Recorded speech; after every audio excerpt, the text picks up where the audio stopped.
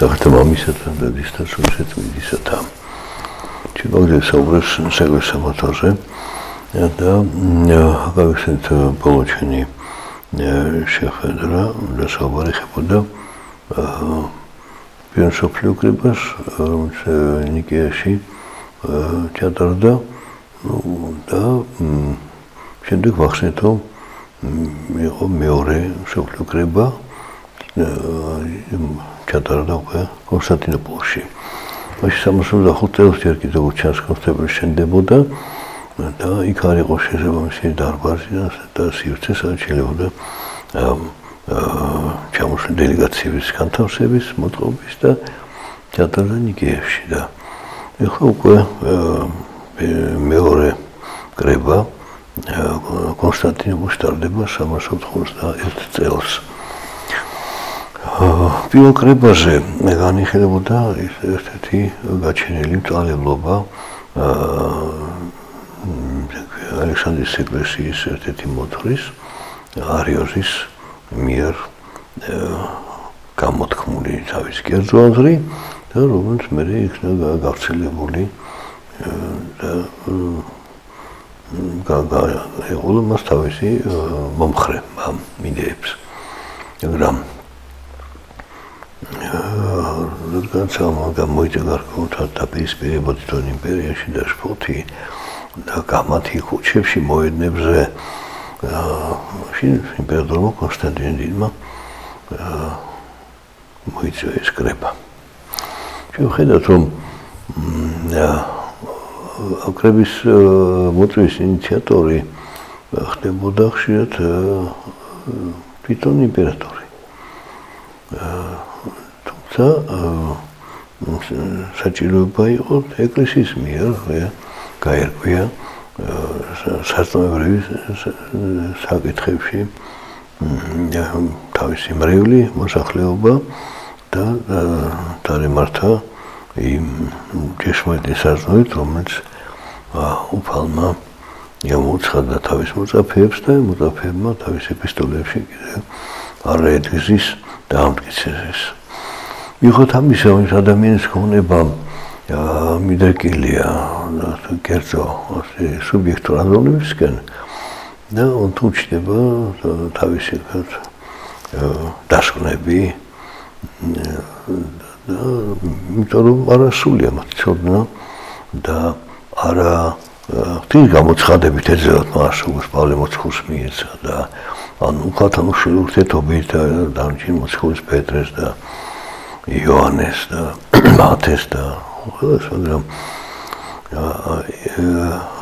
ეს უნებლიე და ვიტყოდით თვითნებურად წარმოთქმული აზრების გავრცელება და დამტკიცება და საკუთარ განმავლობაში არაერთგზის თავს იჩენს და ჩნდება სხვადასხვა კვალიფიკაციები.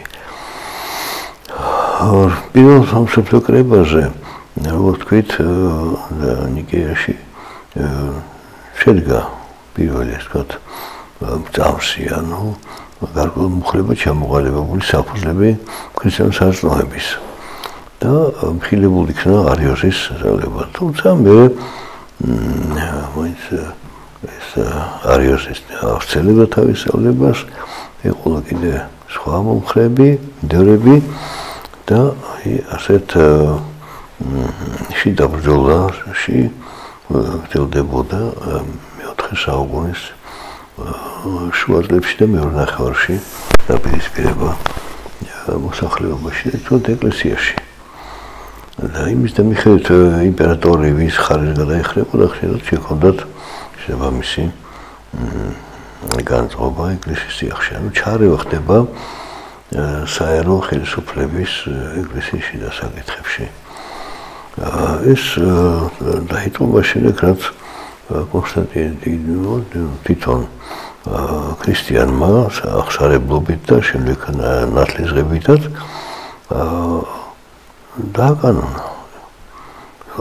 ეს იმპერატორი არის პასუხისმგებელი ყველა საკითხში,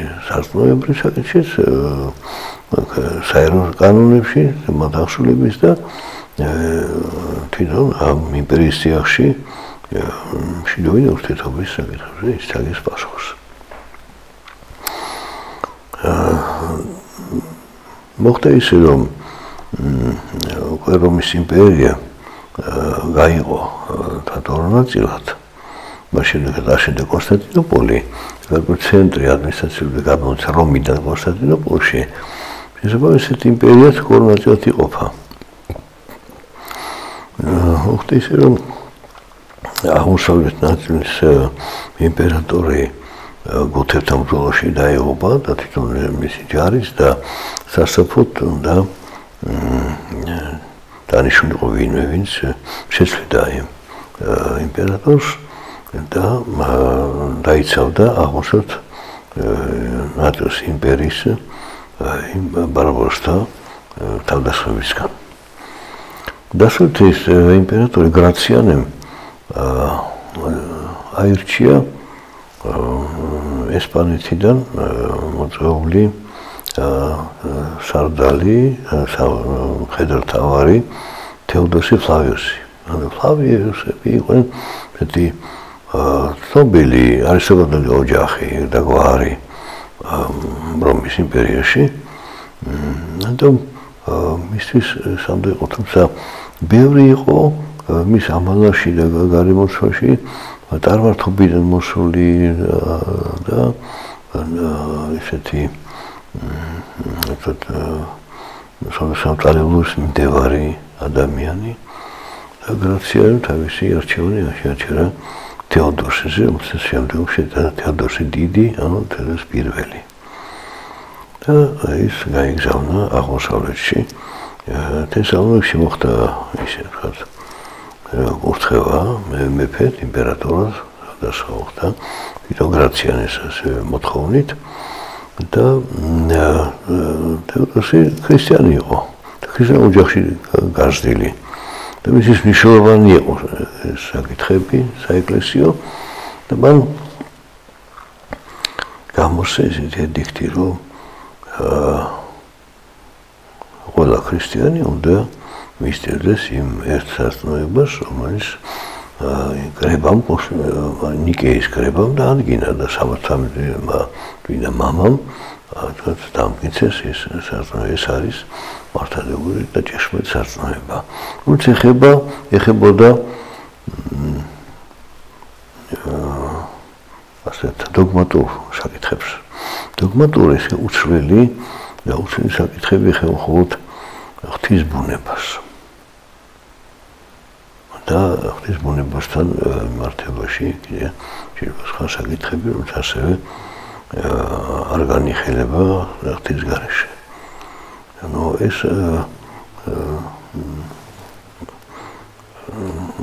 დოგმატები არ არის ადამიანის გონების ნაყოფი.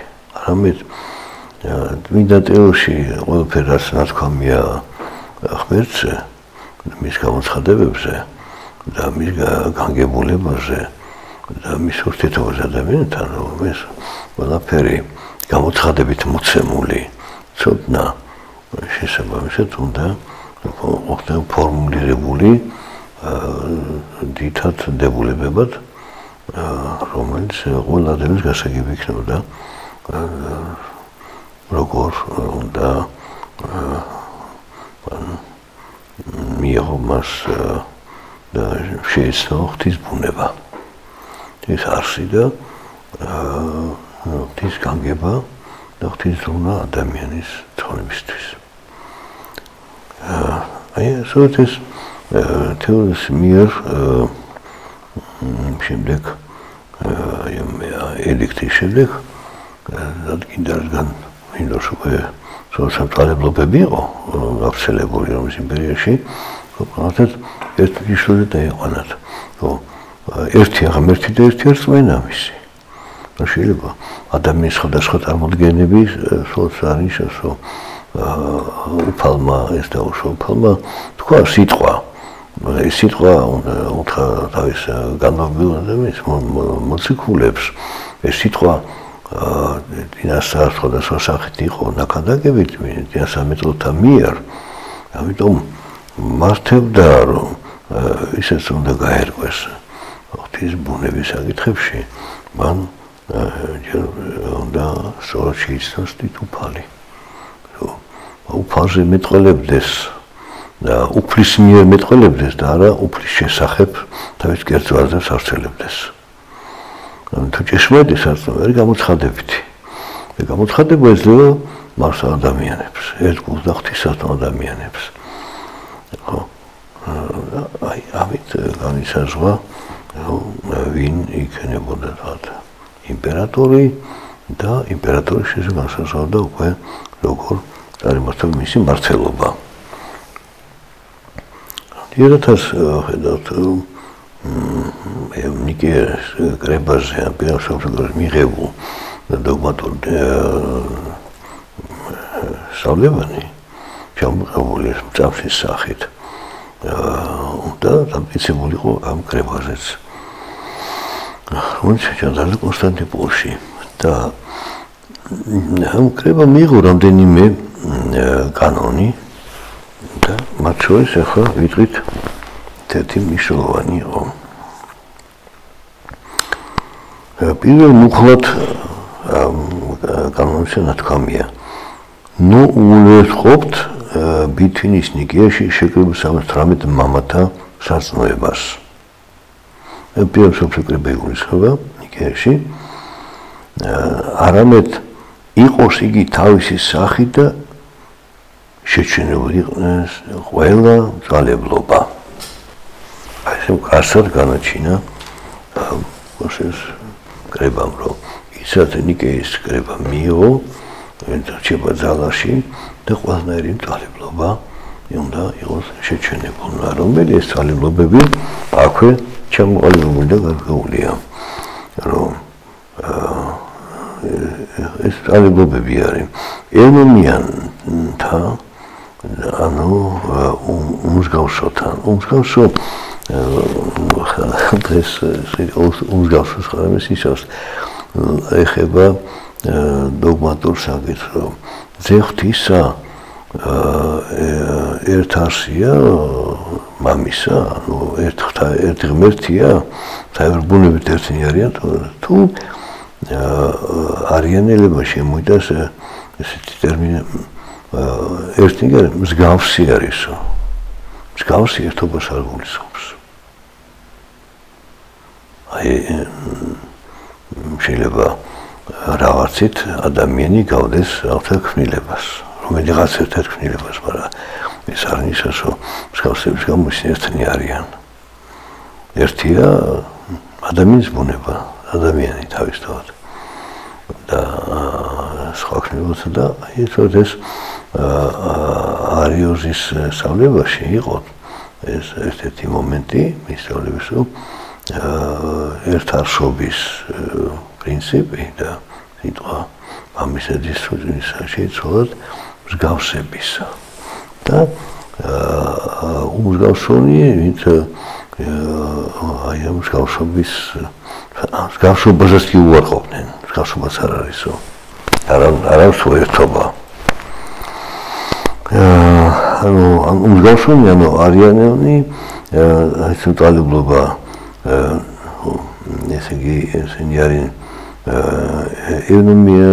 ევნომიანელები ევნომი ერთ-ერთი მოდვარი იყო მათი და ну არიანელთა ძალებლობა ერთ-ერთი გაშტოება ამის იყო ევნომის მიერ კიდე დამატებით მიდინერობა არიანობას შექმნილი და მათ ეწოდათ აგრეთვე ევდოქსიანები სულზე ბრძოლთა ანუ ნახევარად არიანელთა ერესი და საბელიანოს და ერესი მარკელიანოს და ერესი და ფოტინელთა ერესი და აპოლონიართა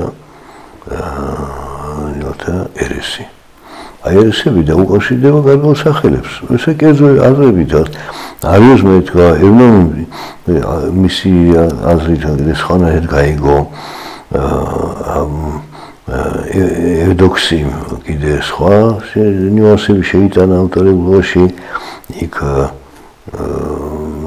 საველიოსი მაკედონი ფოტინელი და აი ეს ხედავთ როგორც კი ჩნდება ერთი აზრი, კერძო აზრი, არა ღვთისაგან, არა მოციქულთაგან, არამედ ერთ-ერთ ადამიანს როგორც მას ესმის ეს და მას თავისი მდევები აღმოჩნდება ბუნებრივია ეს ადამიანის დაცემული ბუნება თავის ეჩინს ეგრევე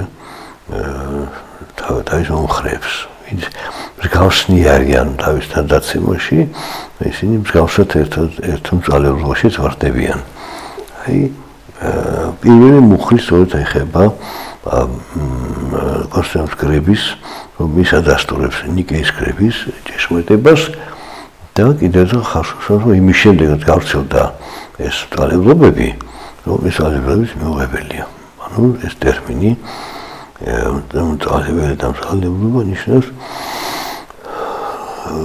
კერძო აზრის თვითნებური აზრის მოძღვრებად ჩამოყალიბება გასაღებოს ეკლესიის სწავლებად ნაცვლად იმისაც მოციქულობა შედაკვითოვეს ანუ ღვთისაგან უკვე განშორებული დაპირისპირებული და არა ღვთით გამოცხადებული არამედ ადამიანის მიერ მოგონილი ამდენად ეს არის მწვალებლობა რომელსაც არ მიყავს ადამიანს საშუალებისგან არამედ პირიქით შფოთში მოგ ეკლესიაში უპირისპირებს ეს ჭეშმარიტ სარწმუნოს მატარებელ და მადლებელ ადამიანებს და გარკვეულად უკვე არასწორი გზით მიმართავს ეკლესიის განვითარებას. შემდეგი მუხლი შეიძლება არის რომ ეკლესიათა კერძო განგების და მშვიდობისათვის არც ერთ ეპისკოპოსს არ აქვს უფლება გასცეს თავისი ეკლესიის საზღვრებს და შეიწოს სხვა ეკლესიის საზღვრებში. რაც არ მოახდინოს ეკლესიების აღრევა. კანონთან თანახმადო ალექსანდრიის ეპისკოპოსი უნდა განაგრძოს მხოლოდ ეგვიპტის ეკლესიებს. აღმოსავლეთის ეპისკოპოსი უნდა განაგრძოს მხოლოდ აღმოსავლეთის ეკლესიებს. და დაცული იყოს ნიკეის კანონებით დაწესებული პატივი ანტიოქიის ეკლესიისა. აზიის სოფლების ეპისკოპოსი უნდა განაგრძოს მხოლოდ აზიის ეკლესიებს. და ასე შემდეგ პონტუელ ეპისკოპოსი უნდა განაგრძოს მხოლოდ აზიის ეკლესიებს და უნდა მართავდნენ მხოლოდ პონტოს ეკლესიებს. და ასე შემდეგ. და კიდევ ერთხელ იმეორებს ეს კანონი, რომ ეპისკოპოსი არ უნდა გავიდეს თავისი სამრევლო ეკლესიის ფარგლებიდან ხელდასხმისთვის სხვა რაიმე სეკულარული განგებისათვის მოდოდების. და შემდეგ იგი პუნქტი ამბობს, რომ კონსტანტინოპოლის ეპისკოპოსს აქვს უპირატესობა ანუ დარჩინებულობა პატივისა, რომის ეპისკოპოსს პატივს იტოლია. ვინაიდან კონსტანტინოპოლი არის ახალი რომი. აი ამ კრებაზე შეიძლება უკვე ახალი ესეთი იერარქიული ერთეული იყო რომის ეკლესია პირველი და მაშინ იყო ალექსანდრიის ეკლესია, მერე ანტიოქიის და მერე იერუსალიმის, როგორც პირველ მსოფლიო კრებაზე მიიღეს. მაშინ კონსტანტინოპოლი მხოლოდ ჩნდებოდა თქვით და ჯერ არ იყო დედაქალაქად გამოცხადებული და 691 წელს, როცა შეიქმნა მამები იმპერატორ თეოდოსი დიდის მოწვევით უკვე კონსტანტინოპოლი დედაქალაქად არის გამოცხადებული, რომის იმპერია ორად გაყოფილია, ამიტომ კონსტანტინოპოლი გატოლებულია რომთან. და იგივე პატივი უნდა ჰქონდეს რომს, პირველ დედაქალაქს იმპერიის, ასევე აი კონსტანტინოპოლს. და შემდეგ მეოთხე კრებაზე ალგინოზე თუ ჩემზე მე ვისაუბრეთ, მაშინ ხდება კიდევ სხვა დადასტურება კონსტანტინოპოლის პატრიარქის სტატუსის და განისაზღვრება მისი იურისდიქციის ფარგლები. ამაზე ჩვენ მე ვისაუბრებთ. ნიშნულოვანია აქ გარდა აი ამ ახალი დედაქალაქის ახალი რომის აღიარების ნიშანი რომ ერთმანეთის ეპარქიებში არ დაიჭრებოდეს ეპისკოპოსი მეზობლის ეპარქიაში ან სხვა ეპარქიაში და პატივი მიიღოს თანაბარი პატივი ყველა ეპისკოპოსს და პატივი მიიღოს ამ იერარქიულ სტატუსს ეს იგივეა რომ თანასწორნი თუ ვარ ჩვენ მაშინ თანასწორობას პატივი უნდა ვცეთ თუ ვიღაცა დაუგითხოთ ერევა სხვა ეპარქიის საქმეში ნიშნავს რომ ის მას აქვს პრეტენზია რომ ის უპირატესია და მას არ გამოსუფლება არ თქოსენს პატიახს არ ქონდა უფლება რომ სხვა ეპისკოპოსის ან სხვა გადავტკეფლაურია ეკლესიის ტიახში შეჭრილიყო იმასაც ხონდა მისუფლება ხო მას შეიძლება თავისი მოსაზრება გამოითქვა და თუ გამოთქვამდა მოსაზრებას იმ სხვა ეპისკოპოსი მიიღო ეს მოსაზრება და მადლობა ეთქვა და შეიძლება არ მიიღო და მოითხოვ რომ მის ეპარქიის საქმეში ჩაერევენ ასე მოხდა თავის დროზე დაპირისპირება კონსტანტინეს პატრიარქსა და ალექსანდრეს პატრიარქს შორის თუნდაც კონსტანტინეს პატრიარქი იონე ოქროპერი მიმართავს ალექსანდრის პატრიარქს ანუ თავის ეპისკოპოსს თხოვნით რომ მასთან ეგვიპტის უდაბნოდან ბერების საკითხი განიხილა რადგან ისინი მათ მიაჩნიათ რომ გაუგებრობის გამო რენ დაყენებულ მსახურებიდან და იტევნებიან ამან თამფრემი დაიფესა გამოიწვია ალექსანდრის თავის ეპისკოპოსს და კონსტანტინეს ეპისკოპოსს ამ პატრიარქს შორის და ბოლოს მოხდა აი ალექსანდრის თავის ეპისკოპოსს ანუ პატრიარქის არ კონტაქტ შეუფლებები შეზღუდვა რომ კონსტანტინეს პატრიარქს აქვს უფლება რაღაცად რჩევით მიმართოს, თხოვნით მიმართოს თუ რაღაც დარღვევას აქვს ადგილი სხვა რაცკებებში, მაგრამ ისევ შეთანხმებით იმ ეპისკოპოსთან და არა მის გარეშე ჩარევით არა. რასაც ამბობ ჩვენ ხედავთ აი ტრაგედიას უკრაინაში, რასაც კონსტანტინეს პატრიარქის ბართლომეს ერთპიროვნული გადაწყვეტილებით ავტოკეფალი მინჯა კიევის მიტროპოლიას, უკრაინის ეკლესიას და მოხდა დაპირისპირება არსებულ ეკლესიასა და სამღვდელო დასთა იერარქიასა და ახალ კანონგარეშე ხელდასხმულ სამღვდელოებას შორის. რომელსაც მე იყო პოლიტიკური იერი მიიღო და ბოლოს აგრესიული ფორმით მოხდა დაიწყო დევნა აღიარებული არსებული მართლ ეკლესიის სახელმწიფო და მრევლის და დადრების ძალადობით დართმევა და ასე შემდეგ. ანუ ეს გაცდა უკვე ეკლესიონ ურთიერთობის ნორმებს. ნუ იმედია რომ მშვიდად დამყარდება ეს დარღვევების ალბათ გამოსწორდება. იმედით ვართ ჩვენ უფალი განაგებს სამართლის აღდგენას აი ამ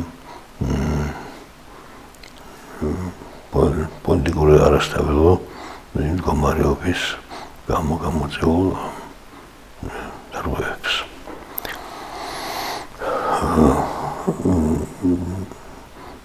და ითქვა რომ მეორე სოფლიო კრებაზე ან კონსტანტინეს კრებაზე ვასილი ვერ მიიღმოთლე გარდაიცვალა ცოტა ხნით ადრე და აქ იყო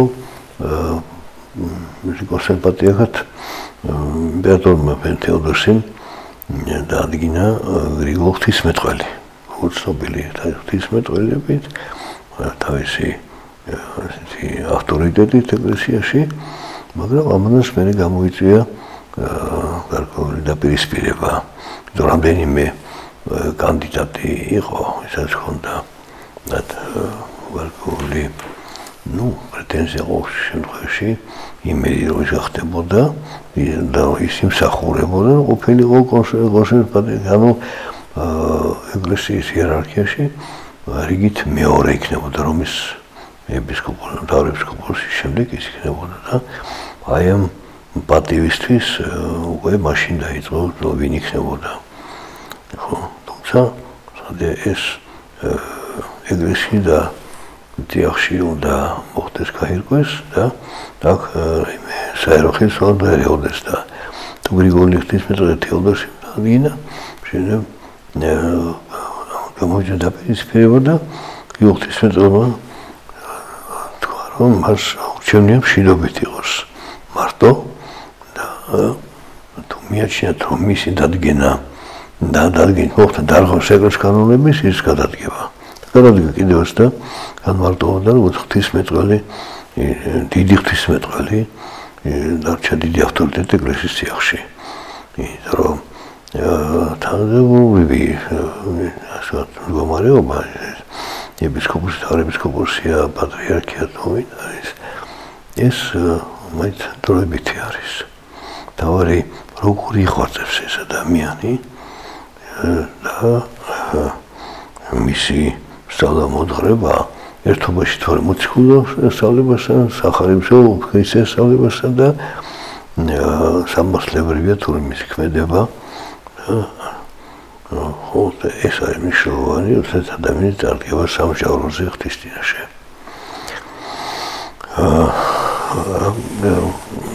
მეორე კრება ასე დადგინა რომ კონსერვატივის წმინდა კრების ეპისკოპოსი დაადგინეს რომ ის ვინც ბრალს დაარსებს ეპისკოპოსს არ უნდა იქნეს შეწყარებული გამოძიების გარეშე. არც ეპისკოპოსის ყველა ბრალდებლის მიღება არ შეიძლება. არც ყველა ბრალდებლის უკან გაბრუნება. ვინაიდან ბევრს აქვს სურვილი არ დარევა შეიტანოს ეკლესიის ტესირებაში აღელოს მრევლი და ცილი დასწამოს ეპისკოპოსებს ტრობით, რათა შეარყოს პირთა ავტორიტეტი. ესეთი მოვლენები ჩვენს თვითონ არის დღესაც დღემდე არ არის უცხო, გამონაკლისი ხდება სხვადასხვა დროს, სხვადასხვა ეკლესიაში და ამიტომ უკვე დასაწყისშივე ეს სამართლის განისაზღვრება რომ ვის აქვს უფლება დაშოს ბრალი და თუ უნდა დაშოს ბრალი მას მტკიცებულება წარმოადგინოს და არა ხოლმე სიტყვიერად პროპაგანდისტურად ისარგებლოს ესეთი არხით რომელიც ეკლესიის მათ არ კეთილგანწყობილია ეს ისე თქვა წვალებლის ან წარმართის მოწმეთ მოყვანა და ეკლესია ასეთ მოტოვას არ მიიღებს და აი სეკვსო დანაშაულის დაბრალების შემთხვევაში გამოძიებულდა იქნეს ხომ არ არის ბრალმდებელი წვალებელი წვალებას არ აქვს უფლება ბრალი დასწროს მართლმადიდებლ ეპისკოპოსს საქმების გამო მისი ბრალდება არ იქნება მიღებული წვალებას უწოდებთ ძველად ეკლესიიდან გაძევებულ და შემდეგ ჩვენს მიერ შეჩვენებულ განკარგებულ კლერიკოსებს. ბრალდებლად არ მიიღებენ აგრეთვე განხეთქილის მომწყობნი. ესე იგი ისინი ვინც გამოიყენო თავისი ეპისკოპოსს და გამოიყო თავისი ეპისკოპოსი და ცალკე იწევს კრებებს განვერ ეპისკოპოსის წინააღმდეგ. აი უკვე ჩანს ესეთი თვითნებურ ცდილობებს უკვე ადგილი ჰქონდა პირველ საუკუნეებში და როგორც კი ეკლესია აღწევს მისი გავრცელება იმპერიის მოიცავს საზღვრებს შესაბამისად და ტერიტორიაზე არის სხვადასხვა საეპისკოპოსოები, სხვადასხვა ავტოკეფალური ეკლესიები აი მშვიდობის წესი დამყარებისათვის უკვე ხდება დადგენა შეიძლება თვითნებური ჩარევა და ბრალდებელმა უნდა წარმოვიდეს, მაგრამ თუ ეს ბრალდებელი წარმართია თუ მწვალებელია გაყენებულ სახურებიდან, მისგან არ მიიღება საერთოდ ამ შემთხვევაში არანაირი ბრალდება სხვა ეპისკოპოსზე. და აი ამით კიდევ ერთ კანონს ვიტყვით, მწვალებლებს, რომელთაც სულთ გახდნენ მართლმადიდებლები, ეკლესია შეიზნარებს სხვადასხვა წესით. არიანელნი, მაკედონელნი, საუდიანელნი, ნავატიანელნი და რამდენიმე კიდეა ჩამოთვლილია მწვალებლობა, ხო, რომ ამოწმოში, ანუ ქართიაში შეაჩერებენ თავის შეხედულებებს და ყოველდღე მწვალებლობას შემდეგ მათ სხებენ მირონს, შუბლზე, თვალზე და ასე შემდეგ. რაც შეეხება სხვა მწვალებლებს, როგორც არიან ევნომიანელნი, თვალშერწყალ ჩაყობის ნაცელღებულნი, მონტანელნი, ანუ ფრიგიონ და ასე საბილიანელი და ну, კიდე ჩამონათვალია სხვა მწვალებლობის, რომ მათგან რაც არ მიიღება ეს მოწვევა და თუ მათ აქ სურვილი რომ დაუბრუნდნენ ეკლესიაში, მაშინ მან უნდა უარყონ თავისი მწვალებლური მოსაზრებები. და იყო ეს შემთხვევა, ეს შემდეგ მოხდა უფრო მოგვიანებით, რომ ერთ-ერთ ეპისკოპოს დაედო ისათა მის ქადაგებებში და მის ნათერებში ალეგორიული მოსაზრებები არის და მითებული იყოს კიდე ეს მოსაზრებები. და კრებაზე, ადგილობრივ კრება იყო, იყო ეს მოწვეული იქ და მან სადაც თავის მართლება. მაშინ ვის თავმჯდომარეობდა კრებას მოთხა, არა ფეო ჯერ აღიარე აი ეს ასე ბრალდებენ, რომ ეს ალებრობა და უარყავია. და მე შენი არგუმენტებიც მოიყვანე, რომ თუ შენ ისე არ ჭამს, როგორც შენ გაბრალებენ, ხო, მაშინ უარყავიო. რასაც გაბრალებენ, ის უარყავი, რომ შენ იმას არ იმის მიმდევარი. რამდენიმე სიმცელობის შემდეგ ბოლოს ეს სასულე პირი დათანხმდა კარგი და უარყო თავისი რასაც აბრალებდნენ, რომ ის არ არის ამის მასშტაბებელი, ასე არ უარავს. არა. ხო, ეხლა თქვი რა სათქმელია და დაფიქრდა და არა, სხვა სათქმელი არაფერი არ მაქვს. მაშინ შინაგან დათავდა, რომ ისე აღდგა ეკლესიის იერარქიას წევრთა შორის. და ხშირად მწვალებელი ვერაცნობებს, რომ მისი აზრი რატო არის მწვალებლური, თვითნებო და არ ეთანხმება წერილს, საერთოდ გამოცხადებს მიღებულ ცოდნას და იმთან დარწმუნებულია თავის სიმართლეში. და საჭირო გარკვეულად დრო მიეცეს და დაფიქრების, კიდევ გადახედვისასა და შეიძლება თვითონვე მიხვდეს, რაც უფრო მნიშვნელოვანი და უკეთესია და შეგნებულად უარყოს და არა მხოლოდ დაავადების დაკავების დაკარგვის შიშით მოჩვენებითაც უარყოს და მე ისე გააგრძელოს თავის სწავლებები. ხო, აი ხედავთ, რომ საეკლესიო სამართალი ეხება არა მარტო იურისდიქციულ საკითხებს, ვინმე ისეთ ეპარქიაში, ყველა თავის ეპარქიის სარგებლებში უნდა მართავდეს და უნდა იყოს ეპარქიაში, როგორ ხდება გარჩევა, თვითონ ეპისკოპოსთა მათი დარღვევების, ეს მაგრამ ყველაფერი ეს უნდა ხდებოდეს ჭეშმარიტი სასწაულის საფუძველზე. და ჭეშმარიტია სასწაულება, რომელიც საუკუნიდან გადმოცემული მოციქულების მიერ და ეღრმობა წმინდა სახარების ღვთის სიტყვას.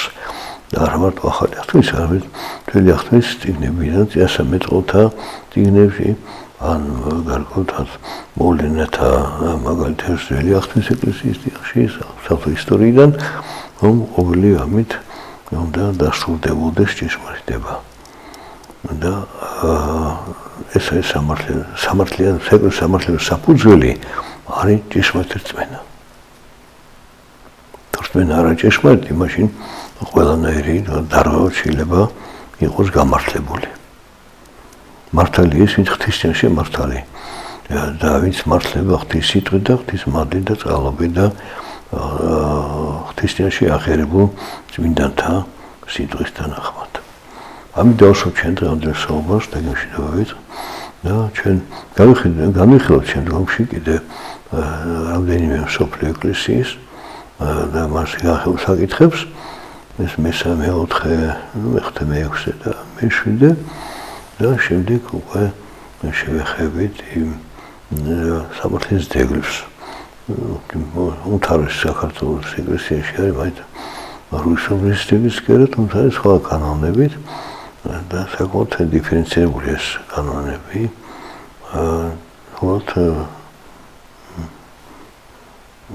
ეს არის ადგილობრივი კონკრეტული ეკლესიის კანონები და არის მსოფლიო ეკლესიის კანონები. ჩვენ ჯერ განვიხილოთ მსოფლიო ეკლესიის კანონებს და გემშვიდობებით მე და დაგვრჩა.